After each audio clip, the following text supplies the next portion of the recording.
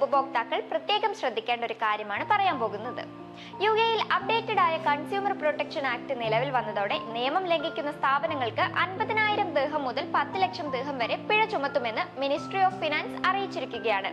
നിയമലംഘകർക്കെതിരെ ഉപരോധം ഏർപ്പെടുത്താനും പിഴ ചുമത്താനും പ്രാദേശിക അധികാരികളെ അധികാരപ്പെടുത്തിയതും വൻതുക പിഴ ഏർപ്പെടുത്തിയതുമാണ് പ്രധാനപ്പെട്ട ഒരു മാറ്റം.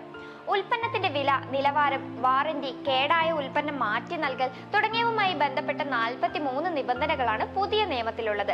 നേരിട്ട് വ്യാപാരവും സേവനവും നടത്തുന്ന സ്ഥാപനങ്ങൾക്കും ഓൺലൈൻ ബിസിനസ് നടത്തുന്ന കമ്പനികൾക്കും നിയമം ബാധകമാണ്. ഉപഭോക്താവുമായുള്ള കരാറിലെ വ്യവസ്ഥകളിൽ പൊരുത്തക്കേടുണ്ടെങ്കിൽ സാമ്പത്തിക മന്ത്രാലയത്തിനോ ഉപഭോക്തൃ സംരക്ഷണ വകുപ്പിനോ പരാതി നൽകാം. പരാതി പരിശോധിച്ച് കമ്പനിക്കെതിരെ നടപടി സ്വീകരിക്കാൻ പ്രാദേശിക അതോറിറ്റിക്ക് അധികാരമുണ്ടാകും. നിയമങ്ങൾ സംരക്ഷിച്ച് മുന്നോട്ട് പോയാൽ പ്രശ്നമില്ല, അല്ലാത്ത പക്ഷം വൻ പിഴ ചുമത്തുന്നതായിരിക്കും.